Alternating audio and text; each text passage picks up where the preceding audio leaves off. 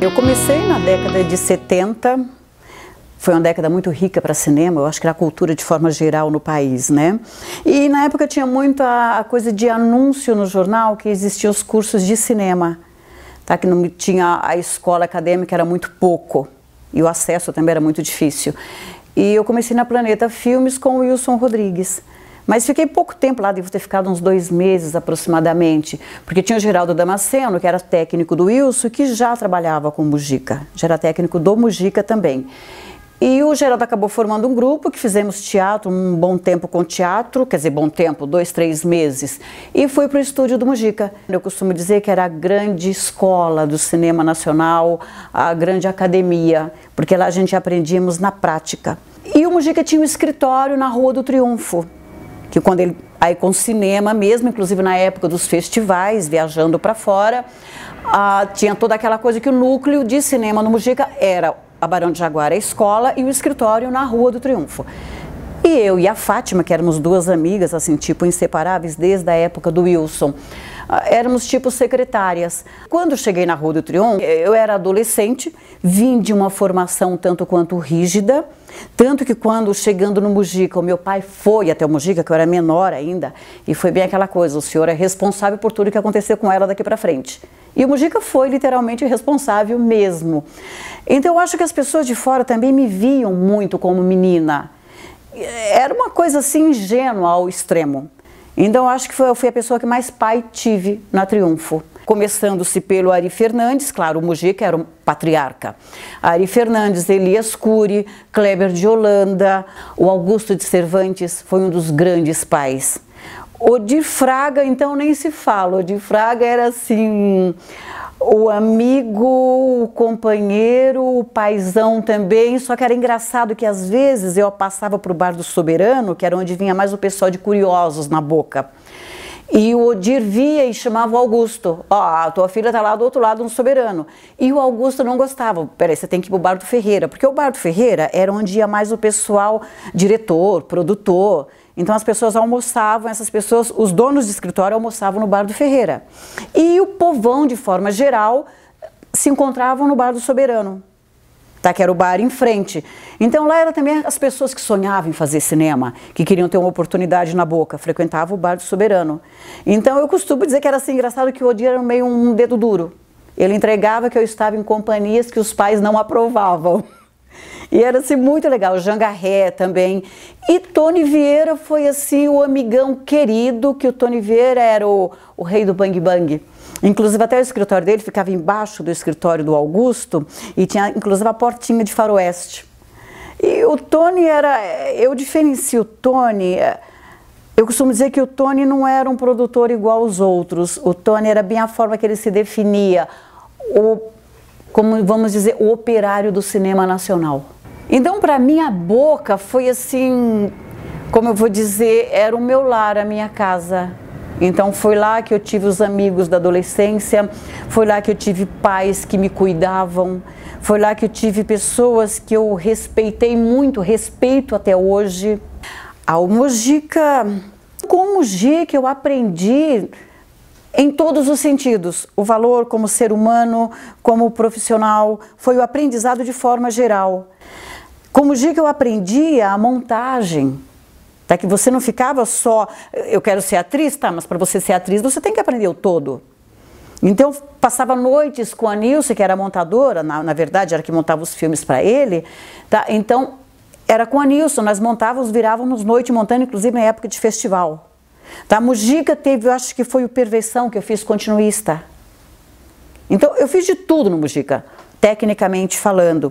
Tanto que assim, grandes personagens, é uma coisa maluca, que eu fui fazer um grande personagem dirigida pelo Mujica quando eu fui Atrevida. Porque na época existia assim, uma coisa assim, eu falava, peraí, mas por que ele nunca me deixou fazer um papel bacana? Aí eu fui Atrevida, peguei outras pessoas e produzi o meu filme. E ele foi me dirigir protagonizando o meu filme. Então foi uma coisa assim, um atrevimento maluco, que foi tudo em Brasília, que foi o Dr. Franklin na Clínica das Taras. Então, quer dizer, Mujica foi, com ele eu aprendi o valor, inclusive, da nossa cultura, falando do nosso folclore. Que eu acho que o Mujica foi assim a pessoa que mais trabalha isso. O Zé do Caixão não é nada mais, nada menos do que um grande personagem do nosso folclore.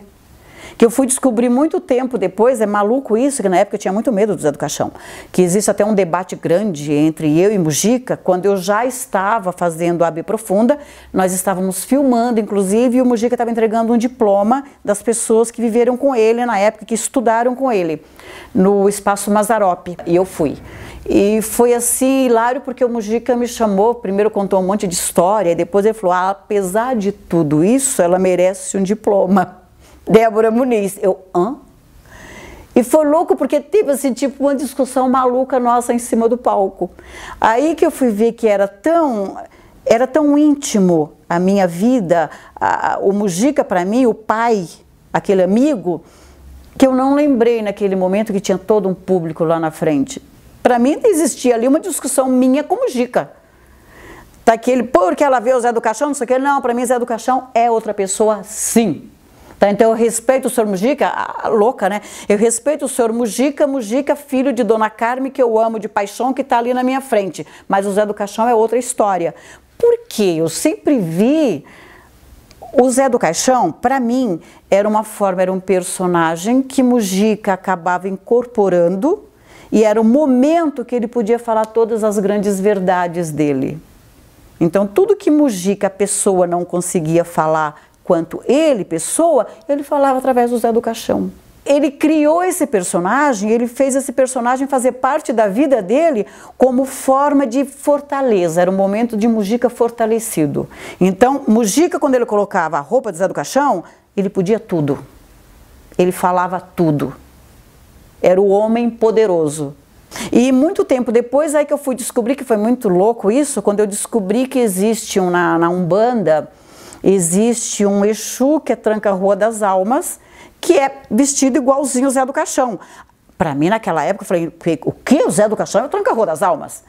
Aí logo depois eu fui saber que não. Tá? Então o Tranca-Rua das Almas, que é essa entidade da Umbanda, eles colocaram essa roupa, vestiram ele de Zé do Caixão, mas inspirado no Zé do Caixão. Não é que Zé do Caixão é inspirado em Tranca-Rua, é Tranca-Rua inspirado no Zé do Caixão, é o contrário. O terror do Mujica, gente, é muito verdade.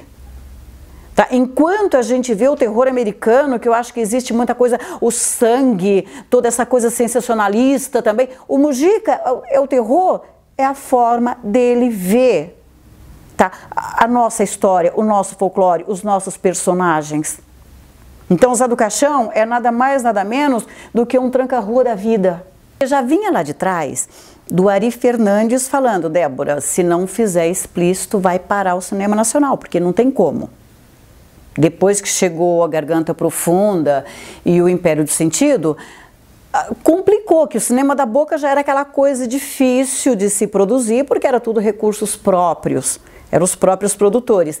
Então, quer dizer, não tinha como continuar fazendo cinema sem render bilheteria. Porque se não tinha bilheteria, não tinha como fazer um próximo e parava todo mundo. Então, ou seja, era o que o mercado estava pedindo na época, naquele momento explícito, ia vindo e foi num crescente realmente. Então, o Ari já havia me falado antes, eu resisti acho que uns 2 anos mais ou menos. Não vou, não tem como. Até que eu já conhecia, já tinha bastante amizade com o Fernando, que o Fernando era primo do Paulinho Gregório. Paulo Gregório, um dos donos da Avaí. Aí quando eles começaram lá, entre eles, a confusão, que foi teste bastante tempo, porque o Moya pediu que ele queria um elenco que não fosse conhecido, pessoas bem diferentes, porque ele queria fazer como se fosse um filme americano, que passasse para o público brasileiro como um filme americano. Tá? Porém, ele precisava de uma atriz que tivesse mais conhecimento, que tivesse mais peso para fazer um determinado personagem. Foi quando o Fernando, de imediato, já com o Paulinho, a Débora, que já estava na boca há um tempo, já tinha toda uma história, né? Aí o Paulinho, mas será que a Débora topa? Aí o Fernando, vamos conversar. Aí foi quando o Fernando me chamou pela primeira vez para conversar. Aí eles me mostraram como é que era, me apresentaram o Moya. Então eu fiquei, mas peraí, mais explícito? Não, é uma cena só tem uma cena de explícito. Mas eu vou ter que fazer. Para mim, aquele momento era difícil. Aí eu fui, inclusive, falar com o Ari, que era o pai da matéria. Ari, o que você acha, né? O Ari: Débora, eu já te falei que existe essa coisa que agora o caminho do cinema vai ser esse. Se você não fizer, não vai ter como você continuar depois. Porque todo mundo vai parar, porque não vai ter como produzir cinema mais na boca se não for explícito. Então, pensa um pouco, porque hoje a Avaí, quem é? Pode-se dizer que é a maior produtora que existe aqui em São Paulo. Então eu falei: realmente, eu quero continuar fazendo cinema. E foi incrível, porque eu fui até para casa, eu fui falar com meus pais, sim. Tá? Então foi assim louco, porque eu cheguei em casa e falei literalmente, família toda junta, eu falei: ó, tudo que eu fiz até hoje, que chegaram e falaram para vocês, nem tudo era verdade. E chocava. Só que o que eu vou fazer agora é verdade. Então só vão assistir alguma coisa quando eu falar que pode. Tava irmão, tio, pai, mãe, todo mundo na mesa. Então se eu falar que pode, vão. Se não, não vão, que vocês não vão gostar de ver o que está lá. E o senhor pai me ensinou que a gente nunca deve voltar para trás. Quando a gente escolhe um caminho na vida, a gente tem que sempre seguir em frente. E para mim chegou esse momento. Para eu seguir em frente, eu vou ter que fazer algumas coisas que não é bem o que eu queria fazer, mas eu vou fazer. Porque eu não vou voltar e não vou parar, eu quero continuar. Aí fui até a Avaí, tá bom, vou fazer, gente. E nesse vou fazer, mas aí conversava com o Moia, conversava com todo mundo, mas é uma coisa você falar vou fazer, outra coisa você fazer. Eu topo, tá tudo bem, só que chegava em casa eu parava para pensar: gente, eu vou ter que fazer isso na frente, não dá. Aí eu desistia e o cachê aumentava. Isso foi uma loucura, que isso virou uma novela, que toda semana tava eu lá, uma hora vai, outra hora não vai, uma hora faz, outra hora não faz, até que um dia eu chego, eles já tinham tudo preparado, aí o Moia falou assim: Débora, contrato, você vai assinar contrato hoje. Que até então eu estava enrolando para assinar o contrato também, né? Só que quando eu assinei, o Paulinho chega para mim e fala assim: Débora, você vai descer agora, que foi na praia, né? Você vai descer, como descer agora? Paulinho, eu não tenho nada aqui, eu tenho que ir em casa. Não, a produção já tem figurino, tem roupa para você, tem tudo aí. Vai para a praia agora, a gente vai viajar agora. E viajamos. E foi assim louco, porque aí a minha cabeça deu mil nó, foi uma coisa assim de louco, né? Eu acho que foi das coisas mais difíceis da minha vida, foi a minha primeira cena de explícito. Que aí prepararam tudo e eu também já, cláusula de contrato, falei: ó, Moia, se cortar, eu não faço segunda vez. É uma e acabou. Não corta, porque se cortar não adianta você mandar fazer de novo, porque eu não vou fazer. Então tá bom, né? Só que quando monta tudo bonitinho, começa a rodar, nossa, aquilo foi terrível. Porque a cabeça começou a dar nó, e vinha pai, vinha mãe, vinha história, vinha Mujica, vinha Augusto, vinha toda aquela... As pessoas que eu respeitava, as pessoas que eu tinha como pai, aquilo vinha tudo na minha cabeça. E a cena rodando, você vê que louco. Aí eu ficava, eu não vou parar, vou parar. Não, mas se eu parar, eu assinei um contrato para fazer, e eu falei que eu não vou repetir. Então tem que ir até o fim. Então esse questionamento veio durante toda a cena. Era a câmera rodando, as coisas acontecendo, e a minha cabeça, na verdade, estava dentro disso. Tanto que foi quando o Moia corta, aquilo tá lindo na tela, só que eu desmaiei mesmo. Depois, quando eu voltei, você sabe quando você está num grande pesadelo, você acorda, e para mim foi uma coisa bem assim. Só que nesse momento também foi um divisor de águas. Eu acho que até a primeira cena da B Profunda, Maria das Neves estava ali. Tá? Aquele momento, quando disse corta, que eu voltei, foi o nascimento real de Débora. Deixando Maria, que Maria é toda a minha formação, todos os meus valores são de Maria, porém ela tem que dar lugar para Débora existir. E Débora não desiste de nada, até hoje. Então a B foi o grande divisor de águas, mesmo tendo já o filme anterior, tá? Coisas Eróticas mexeu com tudo, abalou geral, né? Que foi a grande produção nacional. Eu acho que a B veio consolidar. Quando eu cheguei na Boca, aí foi terrível. Eu me vi assim, foi maluco, porque eu nem cheguei a entrar no escritório, porque o pessoal estava no bar do Ferreira, do Sr. Ferreira, e o primeiro a vir, eu lembro do Augusto vindo na minha direção, mas assim, sabe, um leão indo em busca do leãozinho? O Augusto veio para mim, mas uma coisa assim: o que você fez da sua vida? Eu, como assim? Não estou entendendo. Só que nisso aí já veio Odi, veio Tony, eles fizeram uma roda, foi uma coisa assim maluca, que naquele momento eu me senti uma filha pressionada pela família, com o professor, com todo mundo ali junto. Então a cobrança foi muito grande e o Augusto não entendia por que eu tinha feito. Tá? Nós ficamos sabendo que você nem vi, nem quero ver, por que você se deu a fazer isso, Débora? Só que na época, naquele momento também, me veio uma revolta grande, tá, como pessoa, até eu acho que esse amadurecimento que eu tive muito rápido no set da B. Eu acho que o set da B eu amadureci pelo menos uns 3 anos. Tá, porque jamais eu falaria com eles naquele tom que eu falei. Tá, quando eles falaram, cada um a sua posição, que era como se fosse fim de mundo, que jamais, tipo, criticando mesmo, tá, a filha que decepcionou o pai. Então eu gritei, tá bom, então já que eu feri tanto vocês, por que vocês nunca me deram um personagem à altura que não fosse preciso fazer? Entende? Por que eu nunca fiz grande personagem em filme nenhum de vocês? Então vocês não têm direito de me cobrar agora. Aí foi uma coisa que deve ter assustado também. Porque foi assim a forma que eles ficaram, ficou todo mundo meio que ninguém esperava aquele tipo de resposta. E foi muito louca, fiz e vou fazer. Só que não é com qualquer um também que eu vou fazer, não. Agora é do meu jeito. Tanto que vieram vários outros convites que realmente eu não aceitava. Então, para mim, a seriedade era, quando eu falava assim, um filme, tá, com quem vou fazer? Que já formou também um círculo, eu, o Wagner e o Jaime. Então, peraí, eu não vou fazer com todo mundo, não é assim. Tá, então, o Jaime, inclusive, trabalhamos muito juntos. O Jaime falava assim, Deborinha, conta comigo. E a Júlia também. Aí depois, mais tarde, veio a Midori, que fazíamos parte de uma... Fizemos uma panelinha, simplificando tudo. Então, chegava, tá, tem um personagem para você, um filme bacana, o que é mesmo? Tá, antes de falar de cachê, quem é a equipe técnica? Quem vai fotografar? Pera, mas o que isso te interessa? Tudo. Então, eu quero ver quem, por quê e como. Tanto que depois, eu acho que foi o do Cláudio Cunha, foi o segundo, foi o Ribuceteio. Tá, é isso. Então, a preocupação de como está sendo feito, que não é simplesmente fazer um filme pornô, não é isso, é fazer cinema, a única diferença é que vai ter uma cena explícita na história, ao invés do sexo simulado vai ser real, só isso, a única diferença. Então, e para isso tem que ter uma boa equipe. Aí foi no crescente até que eu fui fazer para o Augusto, que foi a maior produção que a Boca fez no explícito, que foi o Gozo Alucinante. Tá, só que o Gozo Alucinante também, de início, aí eu também não aceitei. Foi assim uma coisa louca. Porque o Garré queria uma loira.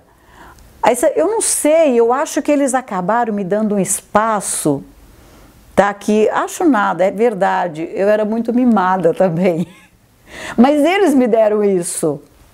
Tá, que você vê que é absurdo, você vê a produção, o que é o Gozo Alucinante. E quando o Augusto me chamou com o Garré, Débora, só que tem que tingir o cabelo de loiro. Não. Isso foi muito louco. E o Augusto, Débora, você vai num salão, altura, eu vou levar, a produção que vai cobrir tudo, Débora. Você vai ser loira, porque o personagem tem que ser loiro. Não. Se não é morena, eu não vou tingir meu cabelo. E eu não tingi. Começaram a fazer teste com a atriz para fazer o bendito personagem, que era o personagem difícil. Isso durou 1 semana e pouco. Até que chegou um dia, acharam a atriz. E começou a filmar, 1 semana depois, liga Garré. Aí Garré liga, Débora, sua filha da puta, o que você está fazendo? Tô em casa, por quê? Vai lá pro Augusto acertar cachê. Acertar o quê? Acertar, assinar o contrato que você filma hoje. Filmou hoje o quê? Você vai fazer a Helena. Vocês estão filmando, tem 1 semana, já como é que eu vou fazer, Helena, Garré? Eu não vou tingir meu cabelo. Você vai morena mesmo. E fui. E nesse momento foi quando realmente eles assumiram que Débora era Débora e pronto. Tá? E passei a trabalhar tranquilamente, fiz alguns outros, fiz bons filmes com o Bajon também, que foi no caso da Borboletas e Garanhões, amo de paixão, na direção de Alfredo Stanhai, que acho que para mim um dos melhores diretores que eu trabalhei também. Tenho um carinho enorme pelo Alfredinho, porque o cuidado dele no set é uma coisa assim de, nossa, de maluco. Mas infelizmente, teve todo esse momento da Boca, de toda essa preocupação de continuar fazendo, ou seja, produzindo filmes para o mercado, que o mercado pedia, que seria o filme com sexo explícito. Mas algumas pessoas misturaram muito a questão. Foi misturado muito, então acabou que o explícito virou, aí realmente virou cinema pornô. Tiveram produções muito bacanas, inclusive Fawzi Mansur fez bons filmes, tá? O próprio Rossi, muita gente, que citar nome até é meio complicado porque eu vou estar deixando alguém, Tony Vieira, todo mundo acabou fazendo, que era o filme que o mercado pedia no momento. Só que aí houve uma grande confusão, houve, eu acho que um desrespeito com o cinema nacional. Tá? E o cinema da boca principalmente. Aí para mim, no meu conceito, a minha forma de ver foi quando realmente passaram a fazer cinema pornô. Mas uma pornografia de uma outra... Eu não sei nem como definir isso. Eu acho que as pessoas esqueceram um pouco da linguagem real cinematográfica. Então passaram a fazer a pornografia que cada um tinha dentro da mente, umas coisas malucas, que eu tenho isso, uma ideia maluca aqui, vou botar lá na tela para se vender. Quando não é por aí. Então começou a aparecer produtores de tudo quanto era lado, tinha diretores de tudo quanto era lado. Foi quando o cinema da boca foi realmente prostituído. Que para mim isso realmente foi uma prostituição. Foi fazer uma mercadoria para vender simplesmente para vender. Simplesmente pelo dinheiro. E que claro que não funcionou, porque quando você leva para esse lado, se perde os valores. Eu acho que toda mercadoria tem que ter um valor real. E se perdeu completamente. Tanto que tiveram até produtores, diretores, pessoas que levavam muito a sério o cinema, pessoas que tinham um respeito muito grande pelo cinema, não só o cinema da boca, mas o cinema de forma geral, que fizeram porcarias, que aí eu chamo de porcarias mesmo. Que se deixaram prostituir também. Chegou um momento que nem se dublava mais. Eles colocavam um aglomerado de gente transando, ia para lá, botava gemido, botava música e diziam que era cinema. Aí realmente aquilo que começaram a fazer não era cinema. Virou uma confusão de bichos que você não sabia mais quando era gente transando ou quando era bicho transando. Então acho que passou a existir uma falta de respeito até com a natureza. Foi assim aí eu vejo realmente como uma prostituição. Os valores foram todos, não só o valor do cinema, como o valor da pessoa, tá? Atrizes eu não digo porque eu acho que a palavra ator, atriz, é algo que engloba conhecimento, engloba valores, engloba principalmente respeito. Então as pessoas que se jogaram para fazer o que fizeram depois... Eu não posso, me perdoe, mas eu não posso chamar de ator e atriz, não. Tá? Que foram pessoas que fizeram, era mais um filme, quantos eu estou fazendo mais. E o cinema não é isso. Tá? Então, foi decepcionante, foi uma das grandes decepções que me fizeram parar com o cinema de forma geral. Foi quando realmente eu fui embora para o Japão, fui para o outro lado do mundo. Porque a decepção foi muito grande. Cheguei a produzir também, então foi decepção com a produção que eu fiz e com o que estava acontecendo com o cinema. Aí às vezes as pessoas falam assim, mas o cinema explícito acabou com a boca. Não, acabou as pessoas irresponsáveis que se disseram fazer cinema que aquilo não era cinema. Daí começaram a achar que o público tinha que engolir aquilo. Então pode até ser que existiam pessoas... Gente, tem pessoas que gostam de tudo, é o direito de cada um. Entende? Pessoas que gostam de ver aquilo no cinema, mas o número era muito pequeno. Era tão pequeno que o cinema faliu. O cinema da boca faliu. E o pior, que eu acho que a indústria do cinema paulista, a boca do cinema, era uma indústria tão potente, tão grande, que ela supria o cinema nacional. Foi uma grande responsável por muito tempo em suprir o cinema nacional por grandes filmes, por filmes médios, tá? Por filmes pequenos, por que não? Se fazia de tudo, lá se fazia bons filmes, lá se fazia filmes ruins também. Mas esses filmes supriam o cinema nacional. E tanto que quando a boca faliu, cadê o cinema nacional? Quantos anos nós ficamos sem cinema, sem nada? Tá? Depois, graças a Deus, passou a renascer novamente. E hoje se tem o respeito, hoje se tem... O nosso cinema pode ir lá para fora, tá? Com qualidade, mas isso foi difícil, não foi de uma hora para outra. Tá? Eu não posso dizer que participei porque eu fui a covarde na história. que quando o circo caiu, eu me vi fraca e eu fui embora. Eu saí de cena. Então admiro as pessoas que continuaram em cena, que continuaram, tem muitas que sofrem até hoje, que sofrem de depressão. Tá, muitos. Outros, você imagina como é hoje, eu ver, por exemplo, um Alfred Steinheim que, gente, a vida do Alfredinho era cinema, é cinema. E hoje ele não faz cinema. Entende? O próprio Mujica hoje, a vida do Mujica é difícil. Tá, porque Mujica realizou o grande sonho da vida dele, que foi fazer a Encarnação. Mas foi tão difícil conseguir fazer a Encarnação que, graças a Deus, que apareceram pessoas tão importantes, pessoas que realmente valorizavam o cinema de verdade, pessoas que tinham paixão, que têm paixão pelo cinema. Paulo Sacramento, Denis Ramalho, que se juntaram ao Mujica e que fizeram o possível de ser realizado o sonho dele. Tá? Às vezes hoje eu encontro alguns, tem muitos que são contra a encarnação do demônio. Ah, mas o roteiro não deveria ser aquele. Cada um tem o direito de ver da forma que é o direito de cada um, de criticar ou não. A única coisa que sei que foi a grande realização do Mujica depois de muitos anos de luta. Tá? E tanto foi que vê que foi a última obra dele, foi o último trabalho do Mujica. Então, graças a essas pessoas que chegaram com garra, que chegaram com força e que ajudaram, nossa, Paulo Sacramento foi lá buscar a Gulani Filmes, foi lá buscar pessoas para ajudar esse sonho ser possível.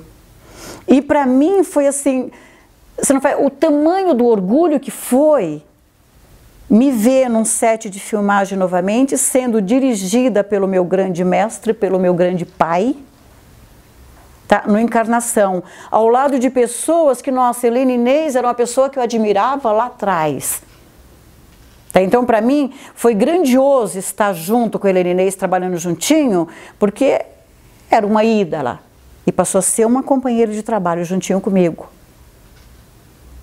Então, foram pessoas assim que, gente, o último trabalho de alguns. Então, eu vejo José Celso Martinez trabalhando, fazendo cinema.